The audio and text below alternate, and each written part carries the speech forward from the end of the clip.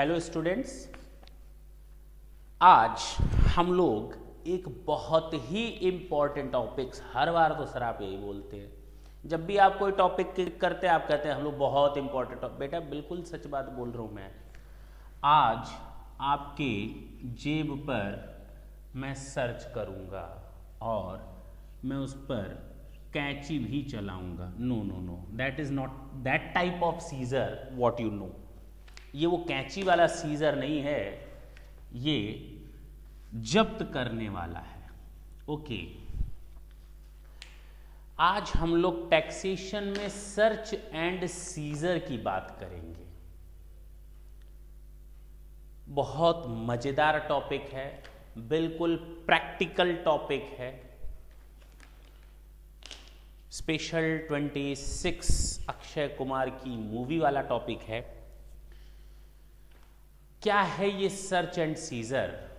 अगर हम बात करें तो चलो एक बार पहले हम लोग रिवीजन कर लेते हैं कि इनकम टैक्स अथॉरिटीज कौन कौन होती हैं। सेक्शन 116 की बात कर लेते हैं। सर आप ये क्यों फिर देख रहे हैं? थोड़ी देर बाद देखते हैं क्यों देख रहे हैं, रीजन थोड़ी देर बाद समझ में आएगा। अगर हम इनकम टैक्स अथॉरिटीज की बात करें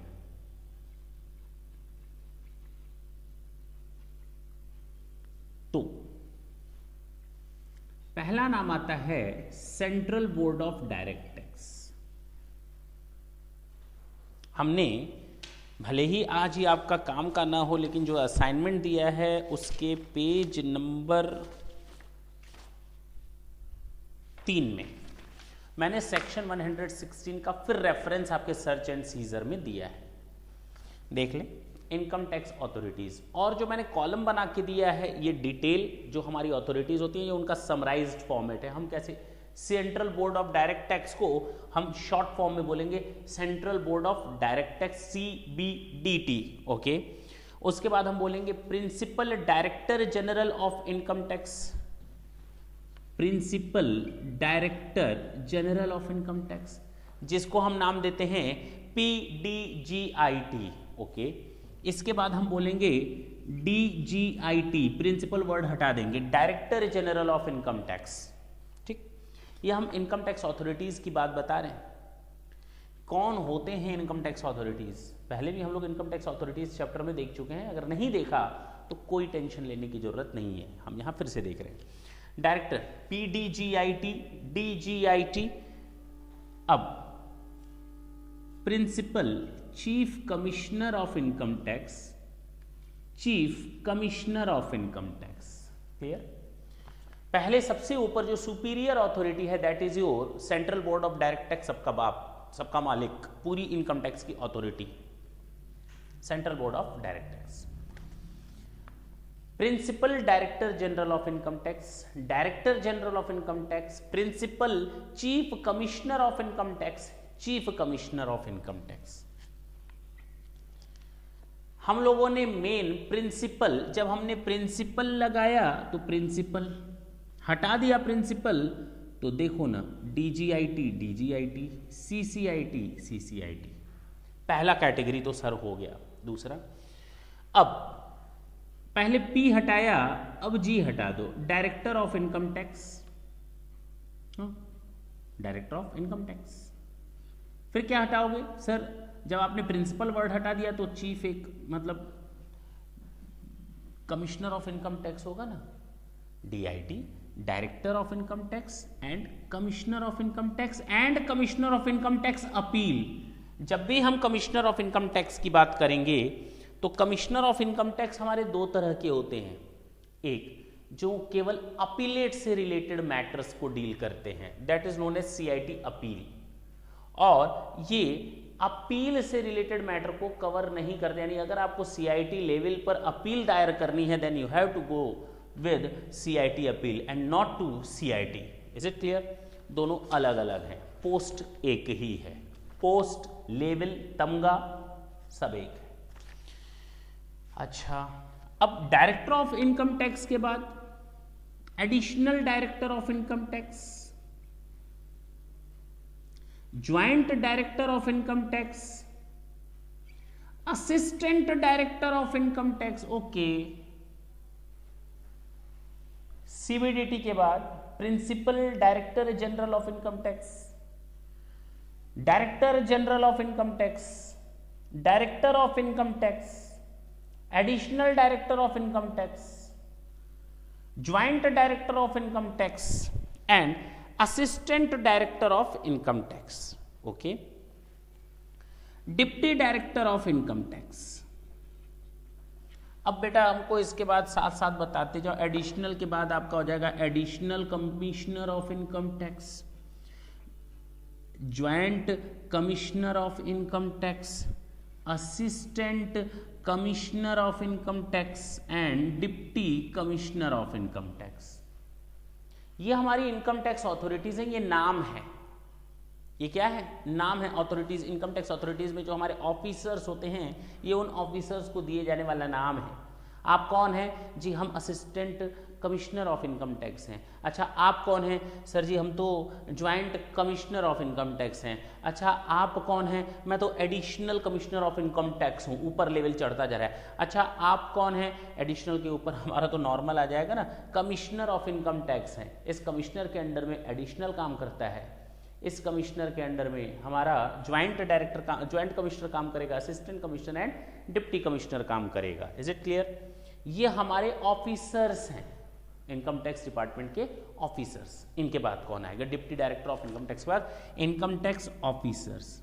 नॉर्मल पोस्ट है income tax officer. Normal post in the sense commissioner का लेवल हट गया, उसके लेवल की पोस्ट है income tax officer.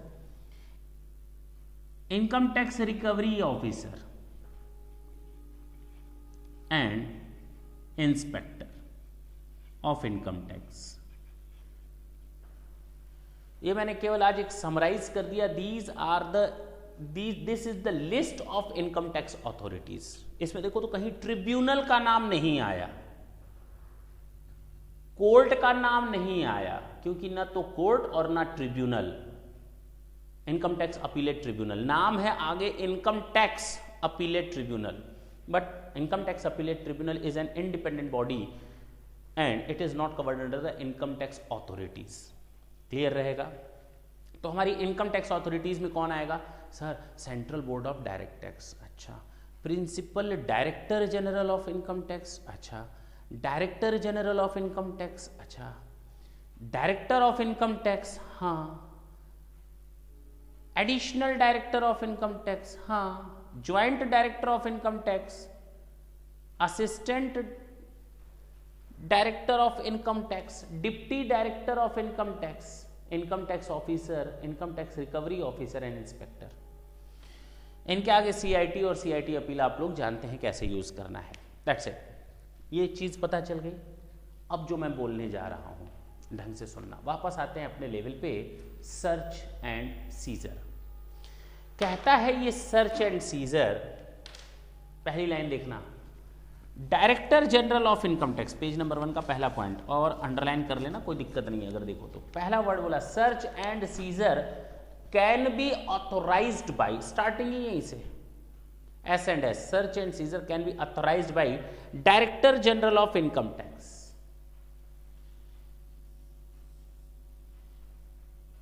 Director of income tax, मैं सर्किल बनाते जा रहा हूं, chief commissioner of income tax, okay, बराबर का लेवल है ना। CIT commissioner of income tax, okay, बराबर का लेवल है। Additional director and joint director, additional commissioner and joint commissioner. Circle बना दी मैंने। अब आपको समझने में बिल्कुल आराम से समझ में आएगा कि हम किन लेवल्स की बात कर रहे हैं। इसको छोड़ दिया, सीबीडीटी सुप्रीमो, डायरेक्टर जनरल, उसके इक्विवेलेंट कैटेगरी है chief commissioner of income tax. Director of income tax, उसकी इक्विवेलेंट कैटेगरी है commissioner of income tax. Additional director, additional CIT, joint director, joint CIT. That's it. ये अगर मुझे ये याद हो जाए, जो डीजीआईटी वाला केस है, डीजीआईटी, जी हटा दो, डीआईटी, ओके, अच्छा, डी हटा दिया, जी हटा दिया, DIT हो गया, एडिशनल ज्वाइंट, दैट्स इट। ये 4 ऑफिसर्स याद रहने चाहिए, DGIT, DIT, additional and joint. इनके इक्विवेलेंट आप कमिश्नर ऑफ इनकम टैक्स में चले जाइए। मैं केवल इतना बताना चाहता हूं कि आपको ये लिस्ट रटने की जरूरत नहीं है। ऊपर का पहला CBDT को छोड़कर नीचे के 4 तमगे जो होते हैं, जो 4 ऑफिसर्स होते हैं, दे कैन ऑथोराइज, वर्ड है S&S यानी search and seizure, can be authorised by these officers but not below the rank of ITO। ये ऑफिसर्स सर्च एंड सीजर के लिए ऑथोराइज कर सकते हैं अपने सबऑर्डिनेट्स को, ये अपने सबऑर्डिनेट्स को, ये अपने सबऑर्डिनेट्स को, ये अपने सबऑर्डिनेट्स को ऑथोराइज कर सकते हैं, but not below the rank of income tax officer, यानी इनके ऊपर के ही ऑफिसर्स सर्च एंड सीजर्स के लिए ऑथराइज हो सकते हैं सर्च एंड सीजर करने के लिए। लेकिन कौन ऑथराइज करता है सर? DGIT हो गया, DIT हो गया, additional director and joint director. Sir समझ में आ गया, ये वो ऑथोरिटीज हैं, इनकम टैक्स ऑथोरिटीज के वो ऑफिसर्स हैं who can authorize search and seizure but not to the below rank of income tax officer। ये below rank है, okay। Such authority could takes place if the authority believes, underline कर लें, such authority could take place search and seizure if the authority believes such authorization, ऐसा authorization दिया जा सकता है ऐसी authority के द्वारा अगर उन्हें लगता है, अगर उन्हें लगता नहीं, अगर उन्हें विश्वास है। believes का मतलब they are not assuming but they are in belief, okay। if they are in belief, if they believes on the basis of information in their possession, जो उनके पास information है, जो उनके पास document है, उनके बेसिस पर they are assured that the search and seizure can be takes place in a particular case, that's it। कुल मिलाकर मैंने अभी तक आपको बताया DGIT, DIT, joint director, additional director and joint director, इनके साथ साथ CIT वाला केस आ जाएगा। These authority can authorize any income tax officer but not below the rank of ITO to search and seizure of any person for which there is a reason to believe, there is a reason to believe that the search and seizure could takes place, okay। कब आएगा reason to believe? आखिर ऐसा authorisation ये department use कब करेगा, कब believe होगा? Reason to believe का मतलब र्यूमर पे नहीं जाना, गॉसिपिंग्स पे मत जाना, सुनी सुनाई बातों पर भरोसा मत करना, और सबसे बड़ी बात ये इतना बड़ा पावर दिया गया है इनकम टैक्स ऑफिसर्स को कि वो इसको लाइटली डील नहीं कर सकते, ओके। तो क्या मेहनत करनी पड़ती है? जरा देखें, मैंने इसके लिए आपको दिया हुआ है रीजन टू बिलीव करके एक टॉपिक, पेजेस आगे पीछे हो रहे हैं। पेज नंबर 3 में सम इंपॉर्टेंट इश्यूज करके मैंने लास्ट पॉइंट के थोड़ा पहले दिया हुआ है, सबसे last some important points. Reason to believe, by exercising power under section 132 a serious invasion is made, okay, upon the rights, privacy and freedom of the tax payer. बात बिल्कुल सही है। अगर आप इस सेक्शन का यूज कर रहे हैं तो इसका मतलब आप किसी के राइट्स को तोड़ रहे हैं, किसी की फ्रीडम, किसी की प्राइवेसी में जा रहे हैं, okay. The power must be exercise strictly, आप बिल्कुल आसानी के साथ इस पावर को यूज नहीं कर सकते। The power must be exercise strictly in accordance with the law only. If the power of the officer is challenged, the most important line, if the power of the officer is challenged, यानी अगर किसी income tax authority में से इनमें से किसी ने search and scissor कर लिया, कंडक्ट हो गया, और बाद में अगर उनसे पूछा जाए ऐसा क्यों किया आपने, if the power of the authorities are challenged, then the concerned officer must satisfy the court। एक नई चीज आ गई कि यहाँ पर income tax department is not going to make satisfied to SSC, not going to satisfy the person, but they have to satisfy the court only about the regularity of action, कि हमने जो काम किया है that is in line with the law, we didn't break our line, हमने ऐसा कुछ गलत नहीं किया, because we were reason to believe and we have sufficient documents regarding that. Okay, चलें आगे। चलो भाई सर इतना तो समझ में आ गया। Such authorization could take place if the authority believes on the basis of the information in his possession. 3 तरह की इंफॉर्मेशन उनके पास होनी चाहिए। 3 केसेस में वो सर्च एंड सीजर, 3 केसेस में वो सर्च एंड सीजर जा सकते हैं। पहला, that the person to whom a summon under section 131(1) income tax authority chapter वापस रेफर कर लेना। अंडर सेक्शन 131(1) अगर हमने किसी एसएससी को समन जारी किया था, आदेश दिया था, समन मतलब आदेश देना, बुलाना, समन जारी किया था अंडर सेक्शन 131(1) और सेक्शन 142(1) में हमने रिटर्न दाखिल करने के लिए, इंफॉर्मेशन कहीं थी ले आने के लिए, इंफॉर्मेशन ले आने के लिए बोली थी, वॉज रिश्यूड टू प्रोड्यूस और caused to produce books of account और other information and document, has omitted और फेल्ड टू डू सो। पहला केस हमारा सर्च एंड सीजर का तभी बन सकता है जब इनकम टैक्स अथॉरिटी ने प्रॉपरली सेक्शन 131(1) में समन जारी किया था एसएससी को प्रेजेंट होने के लिए, सेक्शन 142(1) में एसएससी को नोटिस इशू किया था, आप अपनी प्रोड्यूस करें बुक्स ऑफ अकाउंट और डॉक्यूमेंट ताकि हम सेटिस्फाई हो सकें, लेकिन ऐसा एसएससी नहीं कर पाया, फेल हो गया। पहला केस बनता है सर्च करने का और सीजर करने का। चलो, that a person to whom a summon और a notice, that a person on whom a summon to whom a note summon और नोटिस हैज बीन और माइट बी इश्यूड। अब मैं इस सेंटेंस को जिस तरह से पढ़ूंगा उसको मेरी तरह से पढ़ना, फिर मतलब समझ में आएगा। मैं पढ़ता हूं साथ साथ उस चीज को देखना। That a person to whom a summon has been issued does not produce any books of account or other document called for which relevant to proceeding under the Income Tax Act 1961। मैं इस line को दोबारा दूसरी तरह से पढ़ता हूं। That a person to whom a summon or a notice might be issued would not produce any books of account or other documents called which will be useful or relevant for any proceeding under the Income Tax Act। यानी एक मैंने past की बात की और एक मैंने future की बात की। हमने जिस एसएससी को ऐसा समन और नोटिस इश्यू किया है वो ऐसी बुक्स ऑफ अकाउंट और जिसके लिए उसको बुलाया गया था इंफॉर्मेशन या डॉक्यूमेंट्स के लिए, फेल्योर कर जाता है। और दूसरा यानी कि प्रोड्यूस नहीं करता है, दूसरा कि प्रोड्यूस नहीं करेगा।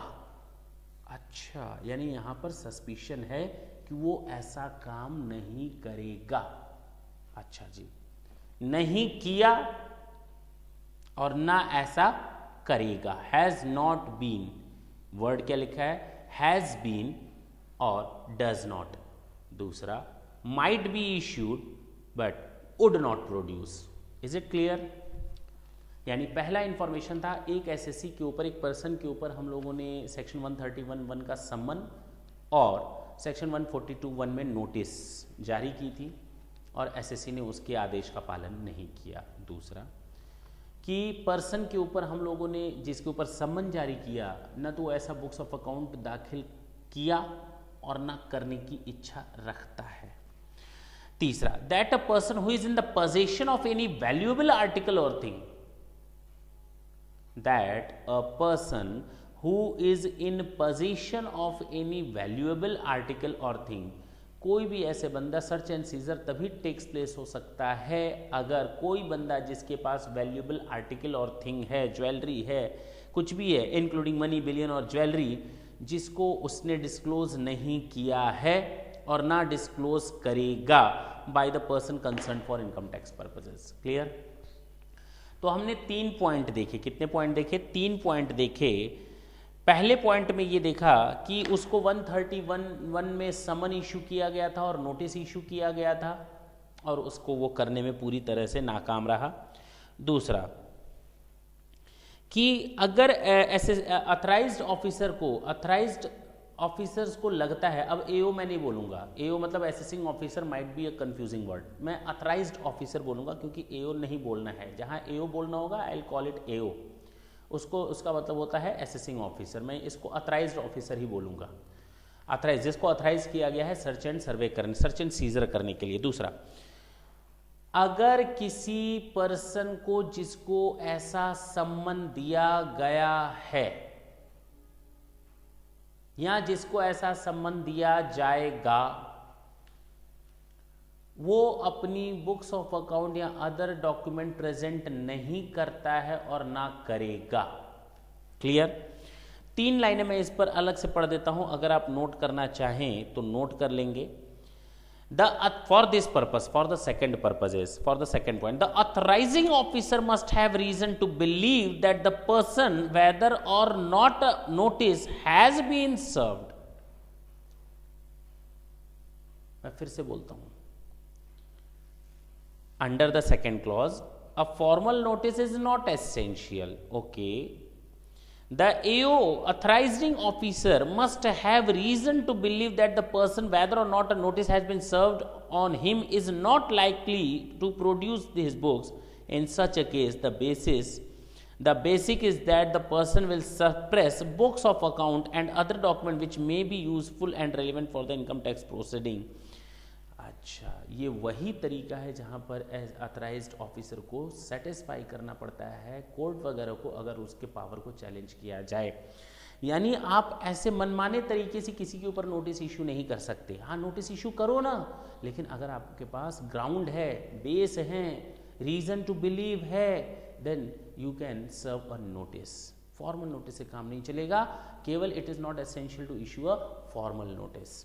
तो second point is an important, यानी जिसके ऊपर हम सम्मन या नोटिस जारी करते हैं हमें उसके बारे में पूरा भरोसा है, चाहे उसकी इनकम, चाहे वेदर और not a notice has been served on him, चाहे उसके ऊपर ऐसा सम्मन और नोटिस जारी किया गया हो या ना किया गया हो, दैट इज अनदर मैटर, या might be issued. Okay, that a person who is in the position of any valuable article. तीसरा वो केस है जहां पर किसी बंदे के पास कोई वैल्यूएबल आर्टिकल, कोई मनी, बिलियन, ज्वेलरी उसके पोजीशन में है और हमें मालूम है कि वो इसको अपने में डिस्क्लोज नहीं करेगा इनकम टैक्स के पर्पज से। यानी 3 तरीकों से हम summon issue search and seizure takes place कर सकते हैं। पहला, जहां पर सम्मन दिया गया था और नोटिस इशू की थी 142(1) एंड सेक्शन 131(1) में और वहां पर एसएससी फेल कर जाता है। दूसरा, चाहे एसएससी को नोटिस दी गई हो या ना दी गई हो, लेकिन अथराइज्ड ऑफिसर को इस चीज़ का बेसिस है, रीज़न टू बिलीव है कि अगर उसको ऐसा नोटिस जारी किया जाता है या नोटिस जारी किया जाएगा तो वो ना तो हमें बुक्स ऑफ अकाउंट्स प्रेजेंट कर पाएगा ना प्रेजेंट कर पाया है। तो तीसरा कि अगर किसी पर्सन के पास कोई valuable article, jewellery, money, bullion मौजूद है तो वहां पर authorised officer can enter, authorised officer enter कर सकता है। भाई मैंने आपको अथॉरिटी दी, जाओ आप सर्च करके आओ। अब वो एसएससी अथराइज्ड ऑफिसर सर्च करने जाएगा कहाँ? बिल्डिंग पे। कहाँ जाएगा? प्लेस में। कहाँ जाएगा? व्हीकल में। कहाँ जाएगा? वेसल में। कहाँ जाएगा? एयरक्राफ्ट में। यानी ये चीजें हैं जहां पर वो अथराइज्ड ऑफिसर सर्च कर सकता है। Building, okay, place, okay, vehicle, okay, vessel, okay, aircraft. ये कस्टम याद होगा। Conveyance, conveyance means conveyance include vessel, aircraft and vehicle, vessel, vehicle and aircraft. तो बिल्डिंग है, प्लेस है, वेसल है, व्हीकल है, एयरक्राफ्ट है, वहां assessing of authorised officer enter कर सकता है, एंटर कर सकता है। Okay, to suspect where he has reason to suspect that such books of account, जहां पर उसको शक हो कि ऐसे बिल्डिंग, ऐसे प्लेस, ऐसे व्हीकल, ऐसे एयरक्राफ्ट और ऐसे वेसल पे क्या रखा हुआ है, books of account, document, article, money, jewellery, valuable etcetera are kept and in case they are found, okay, यानी एथराइज्ड ऑफिसर इन जगहों पर एंटर कर सकता है क्योंकि उसको कहा गया है सर्च करो। उसने सर्च करने के लिए यहाँ गया। जैसे ही वो यहाँ गया तो वो उस बिल्डिंग, प्लेस, वेसल, व्हीकल और एयरक्राफ्ट को सर्च कर सकता है जहाँ पर उसे लगता है कि कोई document, books of account, valuable article, thing, money, jewellery, billion छिपा कर रखी गई हैं।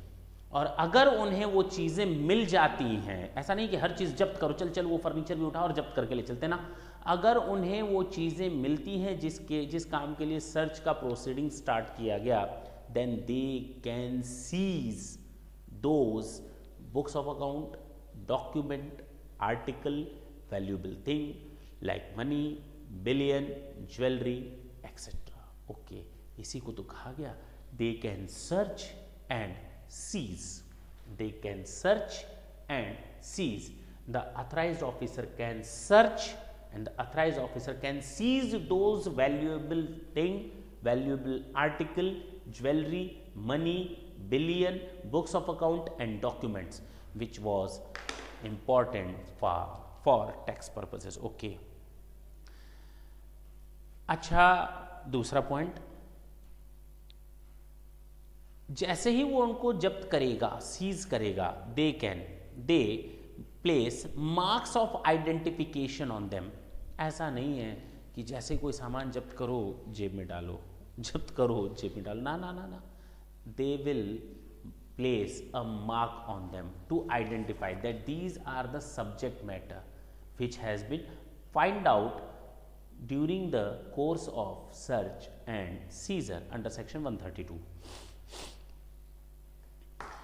अच्छा, and in case they found they may seize them, place marks of identification on them और मेक अ नोट और inventory thereof for the purposes. ठीक है, आप जो जो सामान छीनोगे उसका नोट, कितना कैश है तेरे पास, कितना मिला 5 करोड़, लिख दिया 5 करोड़, कितनी ज्वेलरी मिली 100 किलो, लिख दो। अच्छा, कितना बिलियन है, कितना गोल्ड है, सब लिखो ना, उसकी इन्वेंट्री बनाओ, आप क्या क्या सर्च करके क्या क्या सीज कर रहे हो।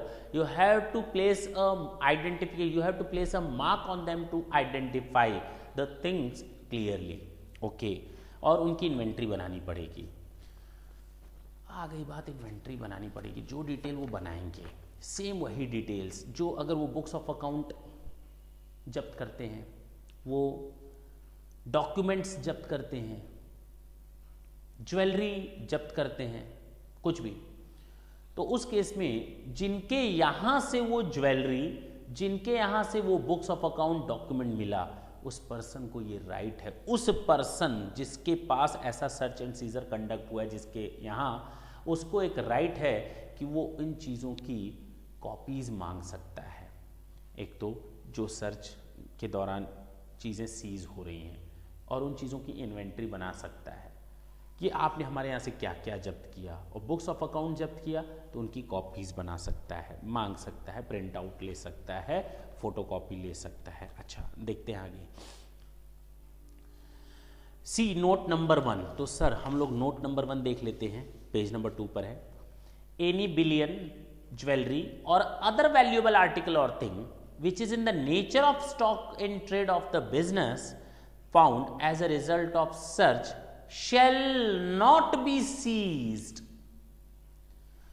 अगर अथराइज्ड ऑफिसर ने पर्सन के यहां सर्च एंड सीजर के केस में कोई valuable article, thing including money, jewellery, bullion, gold, फलाना एंड डिमाका सीज किया, अच्छी बात, लेकिन किसी भी कंडीशन में they can not seize the stock in trade of the SSC. Okay, एक नई चीज, but the authorised officer shall make a note और inventory of such stock in trade of the business. हाँ, बनाओ ना, आप सीज नहीं कर सकते, आप वो सामान सीज नहीं कर सकते, लेकिन पेज नंबर 3 पे issue number 3, some important issues.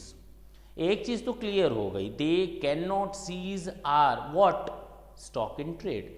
लेकिन एक और केस है जहां पर stock in trade can be seized if it is in the cash form. Stock in trade के फॉर्म में सर आप कैसी बात करते हैं, कैश कभी स्टॉक इन ट्रेड के फॉर्म में होता है? हाँ बेटा, अगर मैं मनी लेंडिंग बोरोइंग का काम करता हूं, उधार देने और लेने का बिजनेस है मेरा, तो कैश मेरे पास पड़ा होगा, कैश मेरे पास पड़ा होगा। Unaccounted cash can be seized, issue number 3, unaccounted cash can be seized even if it is in the form of stock in trade of the SSE. For example, a person carrying on the business of money lending or exchange of currency, cash in hand is stock in trade but it can be seized. अच्छी बात लगी होगी कि cash in trade, cash in hand which is in form of the stock in trade can be seized out. Okay, यानी ये एक नई चीज हमें पता चली कि सर्च एंड सीजर में स्टॉक को तो सीज नहीं किया जा सकता, but if the stock is in form of the cash ना, then it can be seized, but that seizure must be of unaccounted cash, that cash which has not been accounted in the books of account. If it is accounted properly in the books of account, cannot be seized at all because it is a stock in trade. First of all, the stock in trade cannot be seized. Stock in trade को तो seize ही नहीं कर सकते, किसी भी तरह से seize नहीं कर सकते, किसी भी तरह से सीज नहीं कर सकते। लेकिन लेकिन लेकिन लेकिन लेकिन सीज किया जा सकता है अगर ये अनअकाउंटेड कैश है, अगर किसी का मनी लैंडिंग का बिजनेस है, फॉरेन करेंसी एक्सचेंज का बिजनेस है और उसके पास कोई अनअकाउंटेड कैश पड़ा हुआ है, they can be seized. Okay, आगे चल सकते हैं? हाँ सर, यहाँ तक तो कोई दिक्कत नहीं है। नो सर, पॉइंट नंबर 5 पर चल जाए। जी sir, the person who is in the position और control of books of account और other documents maintained in the form of electronic record shall be required to afford. The person who is in the possession or in the control of the books of account or other document maintained in the form of electronic records shall be required to afford the necessary facility to authorize officer to inspect all the books of account or other document. मान लो search हो गया, accountant साहब धर लिए गए, पकड़ लिए गए। अब अकाउंटेंट साहब ने तुरंत कंप्यूटर स्विच ऑफ कर दिया। अब जब कंप्यूटर खोला गया, पासवर्ड मांग रहा था, पूछा गया बता क्या पासवर्ड है तेरे कंप्यूटर का? उसने कहा माय बाप मुझे नहीं आता। तो तू कौन है? मैं कुछ नहीं, बस ऐसे ही गेम खेल रहा था कंप्यूटर पे। गेम खेल रहा था, अच्छी बात है, बट हमें तो मालूम है you are an accountant over here. आप अकाउंटेंट हो, आप हमें पूरी मदद करोगे। अगर आप अकाउंटेंट हो तो आपको सारी फैसिलिटेशन देनी पड़ेगी उस अथराइज्ड ऑफिसर को। हाँ जी, अगर कोई बंदा बुक्स ऑफ अकाउंट या डॉक्यूमेंट जो उसके पोजीशन में है या काइंड कंट्रोल में है या इलेक्ट्रॉनिक डेटा रखता है, इलेक्ट्रॉनिक फॉर्म में सब मेंटेन करता है, तो उसका ये ड्यूटी है कि वो अथराइज्ड ऑफिसर को पूरी तरह असिस्ट करे। पासवर्ड पूछ रहे हैं, पासवर्ड बताओ। कोई डॉक्यूमेंट मांग रहे हैं, डॉक्यूमेंट दो। कोई बुक्स मांग रहे हैं, बुक्स दो। कोई लेजर मांग रहे हैं, लेजर दो। कोई डिटेल्स मांग रहे हैं, डिटेल्स दो। सपोर्ट करो। दूसरा, he is authorised to break open the locks. Okay, search हुआ, ताला लगा हुआ है गोडाउन में, कैसे पता चलेगा? ताला लगा हुआ है ऑफिस में, मालिक क्या, मालिक बाहर गए, कब तक आएंगे? 10 दिन बाद आएंगे। तो हम लोग भी 10 दिन बाद आएंगे घूम फिर करके। Now the team can not say like that ना, they have power to break the lock. Then in that case if the keys are not provided so far, अगर उस टीम को, उस अथराइज्ड ऑफिसर को कीज प्रोवाइड नहीं की जा रही, सर्च किए जाने वाले प्लेस की, सर्च किए जाने वाले बिल्डिंग की, सर्च किए जाने वाले वेसल, व्हीकल एंड एयरक्राफ्ट की, किसी भी तरीके से, तो उन डोर्स को तोड़ा जा सकता है। Okay, the books of account and other document seized. छोड़ दे बेटा, ये आप जब असेसमेंट पढ़ोगे ना पॉइंट, तो उस समय 153A का पॉइंट हम लोग देखेंगे, assessment of search and scissor. अभी तो आज हम लोग प्रोसीजरल एस्पेक्ट देख रहे हैं, what are the procedure to make search and seizure case. Today we are restrict ourselves only to that extent. In our next class we'll start our assessment of search and seizure. Okay, तो ये point let it be, देखा जाएगा, और जब हो जाएगा ना हमारा सेक्शन 153A और सेक्शन 158BC होगा। The person from whose custody and books of account or other document have been seized may make copies thereof or take extract therefrom, बता दिया।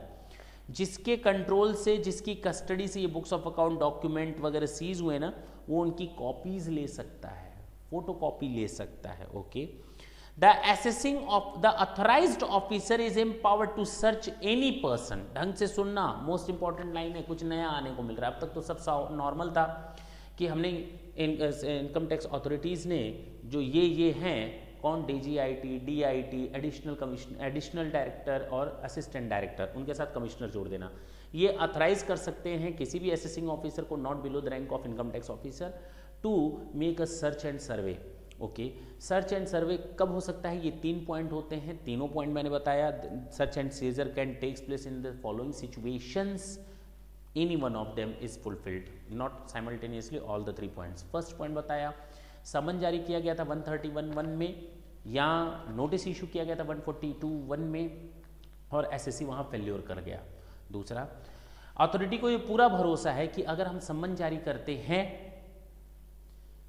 या नोटिस इशू करते हैं तो ऐसा SSC फेल करेगा, प्रोड्यूस नहीं करेगा books of account, reason to believe है तो सर्च एंड सीजर हो सकता है। तीसरा, अगर किसी पर्सन के कंट्रोल में कोई वैल्यूएबल थिंग या आर्टिकल है जिसमें मनी, बिलियन, ज्वेलरी एक्सेट्रा है, तो उसके यहाँ सर्च एंड सीजर होगा, चाहे भले ही विच हैज़ बिन डिस्क्लोज और वुड नॉट बी डिस्क्लोज्ड, चाहे वो डिस्क्लोज ना की गई हो या डिस्क्लोज नहीं की जाएंगी, ऐसा रीजन टू बिलीव है तो ऑथराइज्ड ऑफिसर कैन एंटर, यहाँ एंटर कर सकता है, सर्च कर सकता है और उन चीज़ों को सीज कर सकता है। जिनके अंडर से हमने ये सीज किया है वो उनकी कॉपीज मांग सकता है। That is over.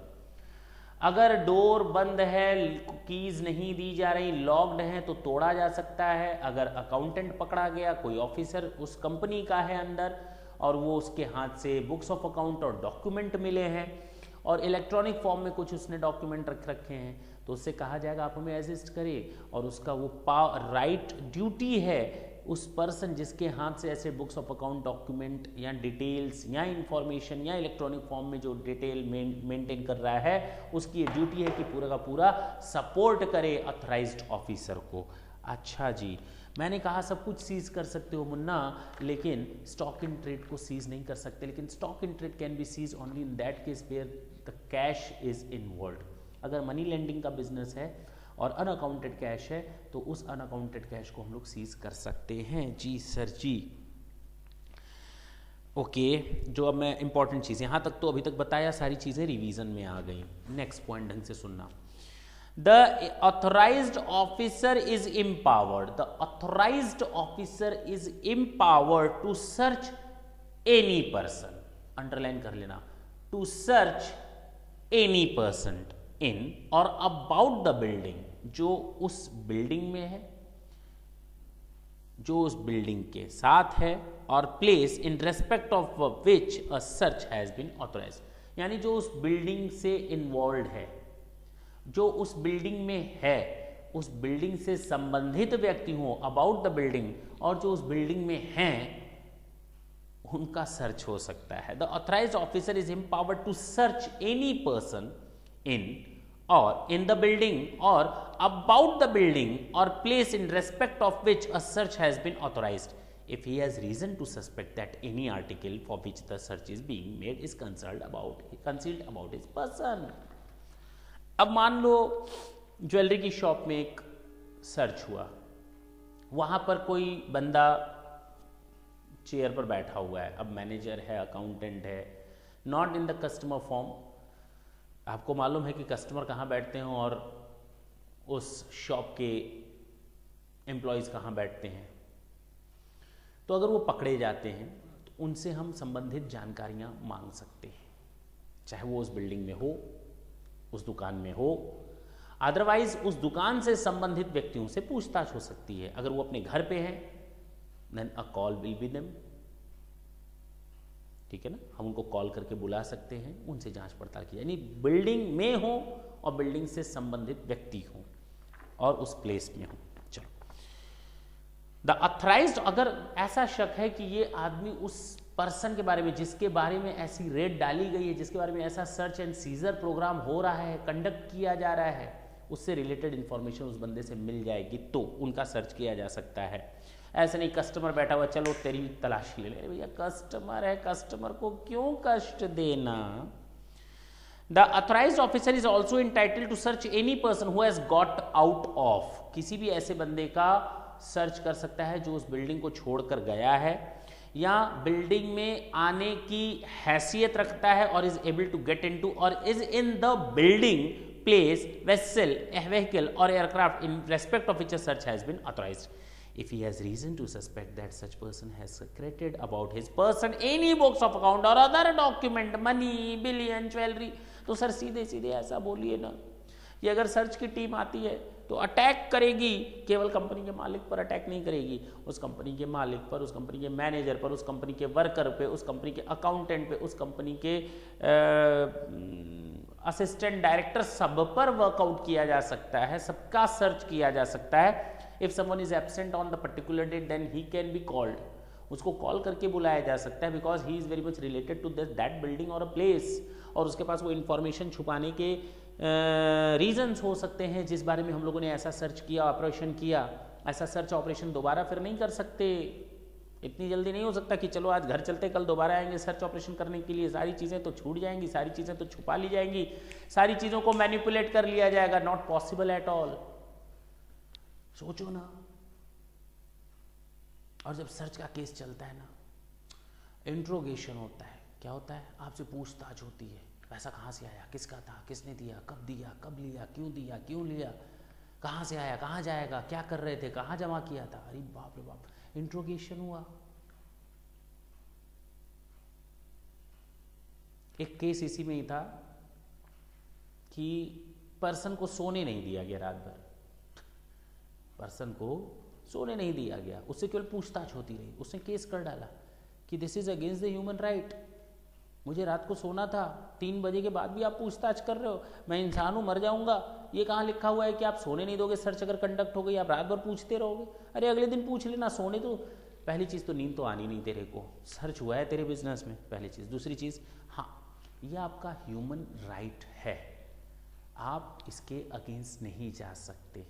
अगर इंट्रोगेशन हो रहा है तो टॉर्चर नहीं करना है, इंट्रोगेशन करना है, सस्पेशन में है, क्लियरली कुछ नहीं है, उसने कोई ऐसा जुर्म नहीं किया, यहाँ अभी साबित नहीं हुआ कि आप इस तरह के टॉर्चर्स कर रहे हो, तो कोर्ट ने वहाँ पर कहा कि हाँ ये सही है कि ऐसे बंदे पर ऐसा जुर्म नहीं होना चाहिए। इंट्रोगेशन एक टाइम लिमिट तक हो सकता है, आप अगले दिन मॉर्निंग तक वेट कर सकते थे, अगले दिन आकर के क्या, अगले दिन आप फिर से सर्च कंडक्ट कर सकते थे उसी बिल्डिंग में रह करके, कोई दिक्कत नहीं है, उसका पूरा सिस्टम बना हुआ है। अच्छा, फिलहाल आउट ऑफ द वे जा रहे हैं, हमको अपनी स्टडी तक रेस्ट्रिक्ट रहना है। देखें आगे, ये तो काम हो गया कि अगर सर्च इनिशिएट किया गया है किसी बिल्डिंग या प्लेस पे और वहाँ लोग बैठे हैं, तो जो उस बिल्डिंग से संबंधित हैं, जो उस बिल्डिंग में हैं, जो बिल्डिंग से जा चुके हैं, जो बिल्डिंग में आने की कैपेबिलिटी रखते हैं, पूछताछ कर डालो। क्योंकि अगर ये सस्पिशन का रीज़न है कि फलाना आदमी के पास वो डॉक्यूमेंट, वो इंफॉर्मेशन, वो बुक्स ऑफ अकाउंट और वैल्यूएबल आर्टिकल और थिंग इंफॉर्मेशन मिल सकती है या छिपाया है उसने, तो उससे हम पूछताछ कर सकते हैं। Where a search for any books of account or other documents or assets are initiated, an authorized officer is suspect that such books of account or the document of the SSC are kept in any other building, place, vessel, vehicle, aircraft not specified in the search warrant, then he may be authorized by authority to search such other building, place, vessel, vehicle or aircraft. मान लो search लगी shop ए पर, अब जब shop ए पे गया तो पता चला इनकी शॉप बी भी है दूसरी जगह पे। अब सर्च वारंट में तो वो प्लेस मेंशन ही नहीं है ना, क्या करना है? अब जब सर्च वारंट में वो प्लेस मेंशन है ही नहीं, तो सर्च दूसरे प्लेस पर कैसे कर ले, प्लेस बी पर? तो उसके लिए फिर से परमिशन लेनी पड़ेगी। कैसे? he may be authorized by authority to search such other building, place, vessel, vehicle or aircraft। लेकिन हर आदमी का एक जुरिस्डिक्शन सिस्टम होता है, एक जुरिस्डिक्शनल एरिया होता है। आप अपने अधिकार क्षेत्र के बाहर नहीं जा सकते। मान लें प्लेस ए में सर्च हुआ और बिल्डिंग बी में अब सर्च करना चाहते हैं और वो मेंशन नहीं है सर्च वारंट में। दूसरी चीज कि वो जो प्लेस बी है that is not under the same jurisdictional officer. तो क्या करें, क्या करें? तो कहा गया, ढंग से सुनना मेरी बात। If authorised officer find that the books of account, document and और assets have been secreted in a building और a place not specified in the search warrant, he could request the local commissioner to authorize him to search that building or place if it not falls under the jurisdictional area of the same officer। Okay, अब बात समझ में आई। हाँ, local commissioner से हमको फिर उस दूसरे प्लेस पे जाकर के परमिशन लेनी पड़ेगी और आराम से मिल जाती है।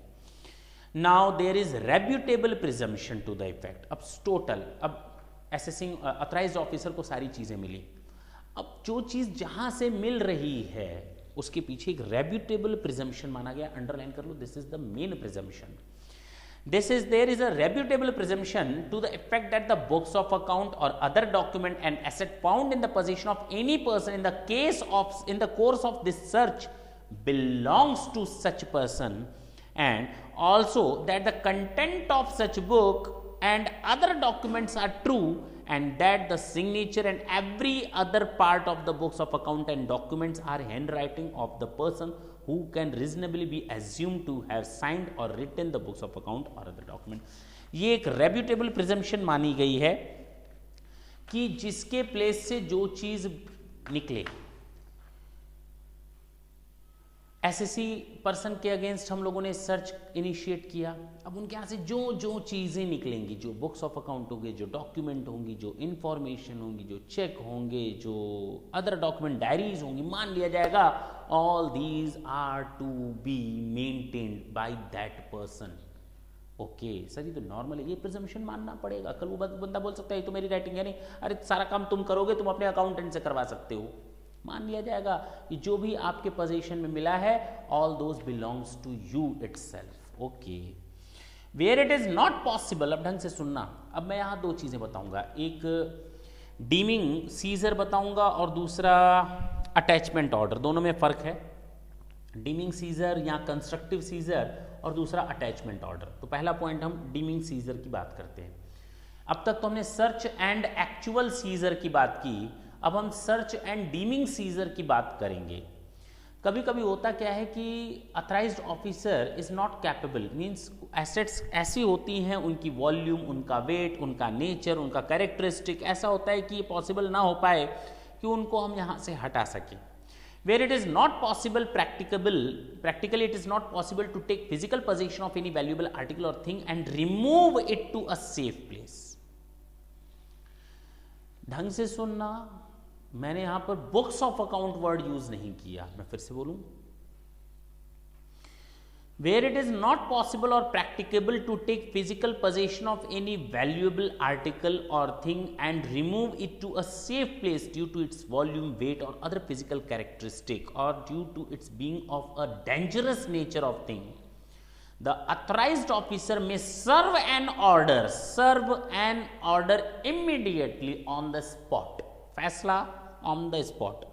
अगर कोई चीज मिली है और ये अथराइज्ड ऑफिसर के लिए पॉसिबल नहीं कि उसको फिजिकली ले जाए, फिजिकली सीज कर सके, रिमूव कर सके, हटा सके, उसके वॉल्यूम, उसके कैरेक्टरिस्टिक एसेट के, उसके नेचर, उसके डेंजरस नेचर के मद्देनजर, तो तुरंत एक सर्व करेगा order on the owner or the person who is in the immediate possession thereof that he shall not remove। तुम देख रहे थे ना तुम पकड़ाए हो ना इस बिल्डिंग से, इस एसेट के पोजीशन, ये एसेट तुम्हारे पोजीशन में थी ना, ये आर्टिकल तुम्हारे पोजीशन में थी ना, ये वैल्यूएबल थिंग तुम्हारे पोजीशन में थी ना, ये डेंजरस थिंग तुम्हारे पोजीशन में थी ना। हाँ, जिसके पोजीशन से ये चीज मिले, अब चाहे ओनर हो चाहे उसके पोजीशन जो उसका केयर टेकर हो, तो shall be, it can not be remove, shall not remove, part with or otherwise deal with it except with the previous permission of such authorized officer। बिना मुझसे पूछे, खबरदार जो इसको छुआ भी, हाँ तोड़ दूंगा, मतलब नहीं तोड़ूंगा, ऐसा काम नहीं कर सकता authorized officer। authorized officer and such action of the authorized officer shall be deemed to be seizure। तो अगर एग्जाम में आ जाता है बेटा डीमिंग सीजर क्या होता है, डीम्ड सीजर क्या होता है, कंस्ट्रक्टिव सीजर क्या होता है, आप लिख सकते हो कि सर ये हमारा कंस्ट्रक्टिव सीजर है, ये हमारा डीम्ड सीजर है, लेकिन यहाँ बुक्स ऑफ अकाउंट की बात नहीं की गई। अब आए नेक्स्ट पैरा पे और हम बुक्स ऑफ अकाउंट की बात करते हैं। The authorised officer may where it is not practicable to seize any books of account, other document, money, bullion, jewellery और अदर वैल्यूएबल आर्टिकल और thing for reason other than those mentioned above. अच्छा, यहां सारी चीजें आ गई, books of account भी आ गया, article, jewellery, money, billion, valuable things, सारी चीजें आ गई ऊपर वाले रीजन को छोड़ करके। ऊपर में रीजन क्या बताया गया था, due to its volume, weight, physical characteristic और dangerous nature. Due to weight, volume, nature and dangerous nature. और नीचे कहा गया है कि बुक्स ऑफ अकाउंट के साथ अगर कोई दूसरी चीजें भी हैं और उनको सीज करना प्रैक्टिकली पॉसिबल ना हो, ऊपर वाले रीजन को छोड़कर, ऊपर वाले रीजन क्या थे, due to weight, volume, nature and dangerous nature. तो serve an order on the owner और the person who is in the immediate position और control thereof that he shall not remove, part with और otherwise deal with it except with the previous approval of the officer, and such officer may take such steps as may be necessary for ensuring compliance with this subsection। छोड़ दें। However, serving of such an order shall not be deemed to be seizure of such valuable article or thing। इसका मतलब, इसको हम कहते हैं attachment order. अच्छा, ऊपर वाला जो था डीमिंग सीजर या कंस्ट्रक्टिव सीजर था, और दूसरा मैंने बताया अटैचमेंट ऑर्डर। ऊपर volume, weight, nature, dangerous nature, इनको अगर देखा जाए और उस समय ऑर्डर पास किया जाए तो उसको कहते हैं हम लोग डीम्ड सीजर या कंस्ट्रक्टिव सीजर। हटा नहीं सकते तुम, बिना प्रायर परमिशन के तुम इन चीज़ों को डील भी नहीं कर सकते, ना हटा सकते हो, ना ले जा सकते हो, ना यूज़ कर सकते हो। जबकि दूसरे में कहा गया चाहे वो बुक्स ऑफ अकाउंट हो, चाहे कोई वैल्यूएबल आर्टिकल और थिंग हो, हाँ या ना जी। तो और ये पॉसिबल ना हो ऊपर वाले रीज़न को छोड़ करके किसी दूसरे रीज़न से प्रैक्टिकली पॉसिबल ना हो, तो उस केस में एक ऑर्डर सर्व किया जा सकता है और जिसके पोजीशन से या ओनर या जिसके पोजीशन से ऐसी चीज़ें मिली हैं उनको आदेश दिया जा सकता है कि आप इन चीज़ों के साथ कोई डीलिंग नहीं करेंगे, ना हटाएंगे, ना कोई यूज़ करेंगे, हाँ या ना। और इसको हम लोग कहते हैं अटैचमेंट ऑर्डर। ठीक, अगर ऊपर वाले रूल नहीं हैं तो। Example, the order shall not be enforced for a period exceeding 60 days from the date of the order। यानी वेट, वॉल्यूम, नेचर और डेंजरस नेचर को छोड़ दो, और अगर बाकी कंस्ट्रक्टिव अटैचमेंट ऑर्डर पास किया गया है तो इस केस में ये ऑर्डर देने के बाद 60 दिन तक ही इन्फोर्स रह पाएगा। 61th डे में आपका ये ऑर्डर नहीं चलने वाला। This order shall not be enforce for a period exceeding 60 days from the date of the order, not beyond 60 days. किसी भी सूरत हाल में 60 दिन के अंदर आपको इसके बारे में डिसीजन लेना पड़ेगा। सी एग्जाम्पल नंबर 1 देखा जाए, इसी के बारे में बता रहा हूं अटैचमेंट ऑर्डर के लिए। The authorised officer when he conducted search on the SSC found certain jewellery in the room of the एसएससीज ब्रदर। एक एसएससी के यहां सर्च किया गया और एसएससी के भाई के रूम से ज्वेलरी मिली। एसएससी का भाई बोलता है ये मेरी है। एसएससी ने पूछा, एसएससी अथोराइज्ड ऑफिसर ने पूछा कैसे? तो एसएससी ने कहा देखो ना, मैंने अपने रिटर्न में इस ज्वेलरी को पहले से ही आपके यहाँ मेंशन कर रखा है। लेकिन अथोराइज्ड ऑफिसर को लगता है ये झूठ बोल रहा है, ये काइया टाइप का आदमी है, इसकी बातों पर भरोसा नहीं, किसी मुझे तो शक है कि इसका नहीं है, तो उस केस में कहा गया then in that case he can pass a restrain order on assessee's brother, तो उस भाई के ऊपर, एसएससी के भाई के ऊपर एक रेस्ट्रेन ऑर्डर पास करेगा, इस चीज़ को हटाना मत, हिलाना मत, डील मत करना, कहीं ले मत जाना जब तक कि आप प्रायर परमिशन ना लो। लेकिन मैंने कहा 60 दिन तक ही ऐसा ऑर्डर किया जा सकता है। अगर 60 दिन के अंदर उसके साथ कोई डीलिंग ऐसे अथराइज ऑफिसर नहीं करता है तो 61 डे में वो ऑर्डर इन्फोर्स नहीं रह पाएगा। क्या कर सकता है ऑथराइज ऑफिसर? वो जा करके अपने केस को स्ट्रॉन्ग बनाने के लिए, या अगर उसे लगता है तो उसको मंगा सकता है, डिलीवरी मंगवा सकता है। Within 60 days he can ask to assessee's brothers to hand over the jewellery to him, and in case he does not do so restrain order will come to end. हाँ, restrain order खत्म हो जाएगा। 60 दिन तक तो ऐसा attachment order दे सकते हैं, 61th डे में आपका ये अटैचमेंट ऑर्डर काम नहीं करेगा। Section 132 is over. Section 132A की बात करते हैं। सेक्शन 132A की बात करते हैं। Power to requisition books of account,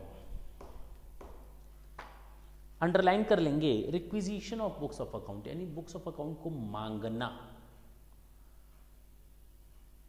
search हुआ, एसएससी से कहा गया बुक्स ऑफ अकाउंट लाओ, एसएससी ने कहा अरे मैं कहाँ से ले आऊँ? कभी आप छापा, कभी आप रेड डालते हो, तो कभी कोई दूसरा डिपार्टमेंट रेड डालता है कि नहीं भाई? एक मूवी थी ना, उसमें था ना, राजपाल यादव ने कहा था मैं कोई मंदिर का घंटा तोड़ी हूँ, जो आए और बजाकर चला जाए। अभी थोड़ी देर पहले, कल परसों आए थे सेंट्रल एक्साइज के लोग, आज इनकम टैक्स के लोग आ गए। वो आए और उन्होंने पूरा सर्च सर्वे किया और ले गए बुक्स ऑफ अकाउंट। अब मैं आपको क्या दूं? तो इनकम टैक्स ने कहा भाई बात तो सही है, ये तो बात हमें पता भी ना चली। चलो ठीक है बेटा, तू अपनी जगह रह। और इंटेंशन साफ था कि एसएससी अगर बुक्स ऑफ अकाउंट वहां से ले भी लेता है, उसको हैंडओवर भी किया जाता है, तो वो बुक्स ऑफ अकाउंट उस सेम कंडीशन में प्रोड्यूस नहीं करेगा। तो एसेसिंग ऑफिसर अथराइज्ड ऑफिसर रिक्विजिशन कर सकता है। क्या कर सकता है? रिक्विजिशन बुक्स ऑफ अकाउंट के बारे में दूसरे officers, other authorities, central excise authorities के पास जाकर के कि आपके पास फलाना और डेमा का एसएससी का जो बुक्स ऑफ अकाउंट है ना, हमें दे दो। क्या दे दो? हमें दे दो। और वो जो दूसरा डिपार्टमेंट है ना, वो बुक्स ऑफ अकाउंट उठा करके अगर इनकम टैक्स डिपार्टमेंट ऑफिसर्स को डिलीवर कर देता है, तो ये मान लिया जाएगा कि वो सीजर के केस में जब्त किया गया था एसएससी के यहाँ से, और सारे प्रोविजन अब उस रिक्विजिशन्ड बुक्स ऑफ अकाउंट पर वैसे ही अप्लाई होते अगर वो वहाँ से सर्च एंड सीजर के थ्रू लाया गया होता। तो जरा देखते हैं। This section empowers the income tax authority to requisition assets and documents which are under the custody of an officer authority under any other law. Okay. If books are seized by an officer under Central Excise Act 1944, can be requisitioned by income tax authority to deliver such books of or documents etc. On the requisition, the other authority deliver books or document etc. to the requisitioning officer. Such books or documents etc. shall be deemed to be seized under section 132(1). The word authority or officer doesn't include court. तो court से हम ऐसा requisition नहीं मांग सकते, हम other authority की बात करते हैं। अदर अथॉरिटी में कोर्ट नहीं आता। Okay. When requisition power can be invoked, ये रिक्विजिशन का पावर कब इन्वोक्ड किया जा सकता है? मैंने थोड़ी देर बोला ना पहले कि जब एसएससी से कहा गया तुम्हारी बुक्स ऑफ अकाउंट कहाँ पे है, तो उसने नहीं कहा था मेरी बुक्स ऑफ अकाउंट तो सेंट्रल एक्साइज डिपार्टमेंट ले गया बेटा, अब तो वहीं से निपट। अब वो इतने भाव में बोल रहा था जैसे बड़ा एहसान कर रहा हो। इनकम टैक्स अथॉरिटी ने कहा ठीक है बेटा निपटते हैं। अथराइज्ड ऑफिसर गया, रिक्विजिशनिंग ऑफिसर ने रिक्विजिशन की सेंट्रल एक्साइज डिपार्टमेंट से कि इसकी बुक्स ऑफ अकाउंट हमें डिलीवर कर दो, क्योंकि हमें मालूम है जब आप इसको वापस कर देंगे तो इसका कोई मंशा नहीं है कि ये उसी फॉर्म में दे या हमको दे भी दे। पक्की बात है ना? जी हाँ। तो उस केस में ढंग से सुनना, any person to whom someone under section 131 or notice under section 142(1) has been issued to produce books of account or document and the said person has omitted or failed to produce such books of account, documents and books of accounts or documents are in the custody of any other officer or authority under any other law. such books or documents are useful or relevant for any proceeding under this act and person will not produce, underline कर लेंगे, and the person will not produce, ऐसा books of account produce नहीं करेगा, will not produce such books of account और other document on its returning by the other authority. अगर वो authority central excise वो books of account assessee को वापस भी कर दे तो अब एसएससी वो उसको हैंडओवर नहीं करेगा इनकम टैक्स डिपार्टमेंट को। Any asset taken into custody by any officer or authority under any law is undisclosed, okay, then the competent authority can invoke section 132A। चलें section 132B, application of retained assets. अब asset को seize करके तो ले गए, asset को seize करके ले गए, यहां तो उसके लिए फिर डीमिंग सीजर हो गया, यहां तो सीज करके ही ले गए। अब होगा क्या, उसका यूज क्या करेंगे? सबसे पहले डिपार्टमेंट उस सीज्ड एसेट में से जो एग्जिस्टिंग लायबिलिटीज होंगी उनको फुलफिल करेंगे, चाहे वो existing liability income tax department की हो, चाहे वो एग्जिस्टिंग लायबिलिटी, ढंग से सुनना मेरी बात, वर्ड मैं यूज कर रहा हूं एग्जिस्टिंग लायबिलिटी, चाहे वो existing liability income tax department की हो, चाहे वो existing liability wealth tax department की हो, चाहे वो existing liability expenditure tax act की हो, चाहे वो एग्जिस्टिंग लायबिलिटी आपका गिफ्ट टैक्स एक्ट की हो, चाहे वो एग्जिस्टिंग लायबिलिटी आपकी इंटरेस्ट टैक्स एक्ट की हो, तो या फिर लायबिलिटी जो सर्च एंड सीजर का असेसमेंट करके निकलेगी अंडर सेक्शन 153A, वो तो एग्जिस्टिंग लायबिलिटी है, असेसमेंट होगा तो फ्यूचर की लायबिलिटी आएगी अंडर सेक्शन 153A, क्लियर है।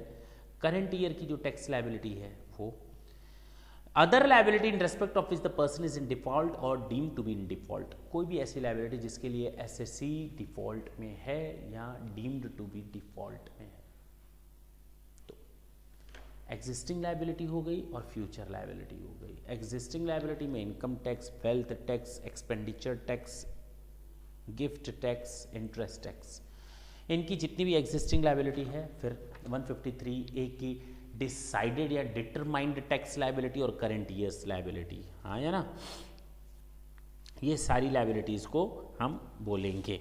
लेकिन ध्यान देंगे आप, बहुत ही इंपॉर्टेंट वर्ड मैं बोलने जा रहा हूं, जो एप्लीकेशन आप करने जा रहे हैं, ढंग से सुनना। एसेट सीज्ड अंडर सेक्शन 132 और requisition under section 132A may be adjusted, जो हमने एसएससी के यहाँ से सीज की थी या कोई रिक्विजिशन किया था अदर अथॉरिटी से, जो मैंने सेंट्रल एक्साइज वहां से कोई एसेट सीज की, इन दोनों केसेस में 132 132A में कैन बी यूटिलाइज्ड फॉर, मैं फिर से पढ़ता हूं, adjusted against existing liability, future की लायबिलिटी जिसमें 153A करंट ईयर जो प्रीवियस रेलिवेंट प्रीवियस ईयर था उसकी टैक्स लायबिलिटी और डिफॉल्ट की। लेकिन एडवांस टैक्स कभी भी एग्जिस्टिंग लायबिलिटी के केस में नहीं आता। Existing liability doesn't include advance tax, existing liability does not include advance tax, that's it. ये एकदम दिमाग में बात बैठा लो, ओके। प्रायोरिटी कैसे करेंगे?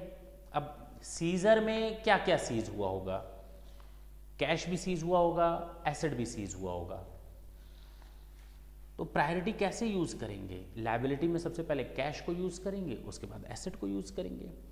Use of money, okay, asset other than money by the sale of such asset in the manner laid down in the third schedule. अब वो थर्ड शेड्यूल में जाकर उनका डिटेल देख लेना भाई, कैसे सेल किया जा सकता है।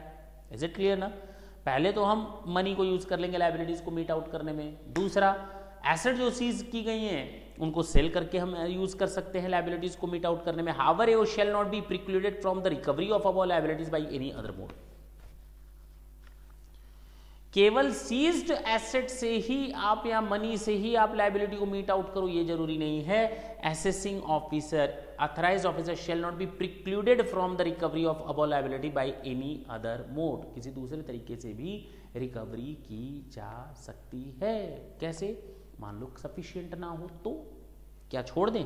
जितनी रिकवरी हुई बस उतने पर ही। अगर लायबिलिटी 10 करोड़ की है और उससे रिकवरी उससे केवल सीजर हमारा 8 करोड़ का होता तो 2 करोड़ से ऐसा नहीं माफ़ कर दिया जाएगा, वो रिकवरी होगी। Pre release of assets. अब हुआ क्या कि एसएससी ने एक एप्लीकेशन दायर की कि आप हमें मेरा कैश या एसेट वापस कर दें। I just want to use that asset and cash cause those are already accounted for in the books of account. Okay, तो उसको रिलीज किया जा सकता है उस एप्लीकेशन को ध्यान में रखते हुए, लेकिन जो सबसे इंपॉर्टेंट चीज है वो देखते हैं। स्टार्ट करें। प्री रिलीज ऑफ एसेट, और फर्स्ट लाइन जो मैंने दी है उसको बिल्कुल अंडरलाइन कर लें। मैंने बोल्ड लेटर में ऑलरेडी दिया हुआ है, लेकिन आप उसको अंडरलाइन कर लें या हाईलाइट कर दें। After meeting of existing liabilities, केवल और केवल एग्जिस्टिंग लायबिलिटी, मैं फ्यूचर लायबिलिटी की बात नहीं कर रहा, मैं फ्यूचर लायबिलिटी की बात नहीं कर रहा, मैं सीधे केवल इतना बोलता हूं, after meeting of existing liabilities the person makes an application to AO within 30 days from the end of the month in which the asset was seized। 30 दिनों के अंदर एसएससी AO को एक एप्लीकेशन देगा कि आप मेरी एसेट को रिलीज कर दो। आपने जो यहाँ से सर्च एंड सीजर में एसेट सर्च की थी उसको आप रिलीज कर दो, चाहे वो कैश हो, मनी हो, ज्वेलरी हो, बिलियन हो, गोल्ड हो, अदर वैल्यूएबल आर्टिकल और थिंग हो। The nature and source of acquisition of such asset is explain satisfactory to AO। और AO को लगता है हाँ बंदा तो ठीक बोल रहा है, बंदा तो लायक है, इस मामले में कहीं से गलत नहीं है, एसेट्स को रिलीज कर देना चाहिए। Then such assets are required to be release within a period of 120 days from the date on which last of the authorisation for such and section was executed. मैं पहले इसका मतलब समझा दूं, बड़ी स्पीड में मैं बोल तो गया। सर्च हुआ 1 जनवरी 2015 को और चलता रहा 4 जनवरी 2015 को, चलता रहा। इनिशिएशन इस तरह से हुआ और एंड 4 जनवरी को हुआ, तो जो 120 दिन गिना जाएगा ना वो 4 जनवरी से गिना जाएगा। ओके, मैं फिर से पढ़ता हूँ। Then such assets are required to be released within a period of 120 days from the date on which last of the authorization for search under section was executed। Last of the authorization of search, last means 4th of January। Okay, वहाँ से 120 दिन के अंदर हम उसको release कर देंगे। जिस दिन ऐसा सीजर हुआ है उसके 30 दिन के अंदर, उस महीने के बाद 30 दिन के अंदर एसएससी रिक्वेस्ट करेगा जिस महीने में हुआ है, यानी 28 फरवरी तक एसएससी रिक्वेस्ट कर सकता है। जनवरी के बाद 28 फरवरी तक एसएससी रिक्वेस्ट कर सकता है एप्लीकेशन दे करके कि मेरी एसेट्स को रिलीज कर दो सफिशिएंट रीजन एंड कॉजेस के साथ। और अगर अथॉरिटी को लगता है कि हाँ रिलीज कर देना चाहिए, तो जिस लास्ट ऐसा अथराइजेशन हुआ था सर्च का उसके बाद 120 दिनों के अंदर, उसके बाद 120 दिनों के अंदर ऐसी एसेट्स को रिलीज कर दिया जाएगा सेटिस्फैक्शन होने के बाद। Discharging of excess money, after discharging all liabilities if any asset or proceeds is left then it shall be released within 120 days from the date on which the last of the authorization for such order। ढंग से सुनना।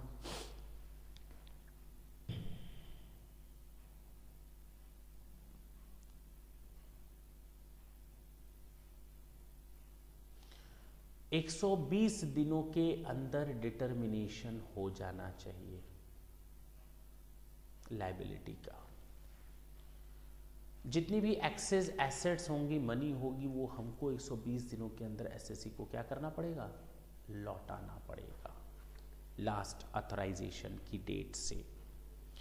After discharging all liabilities, underline कर लें, if any asset or proceed, all liabilities को under कर लें, existing as well as future. If any asset or proceed is left then it shall be released within 120 days।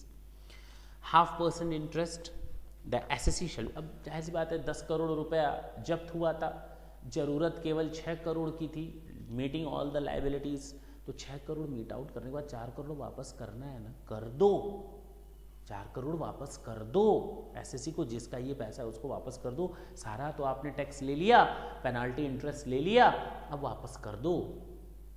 All liabilities को minus करने के बाद। लेकिन हाँ, जब आप वापस करते हो तो उस पर आप 0.5% पर मंथ या पार्ट ऑफ द मंथ को फुल मंथ के हिसाब से मानते हुए हम इंटरेस्ट देंगे। 120 दिन के ऊपर जहां बीता उसके बाद इंटरेस्ट इंटरेस्ट इंटरेस्ट इंटरेस्ट। ठीक है ना?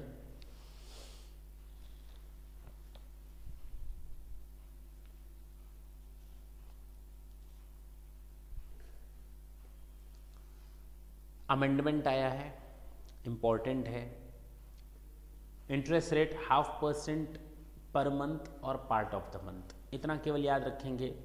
मैंने एक क्वेश्चन दिया है सबसे लास्ट में 5-6 लाइन का, वो हम लोग देखेंगे कैसे होता है ये क्वेश्चन।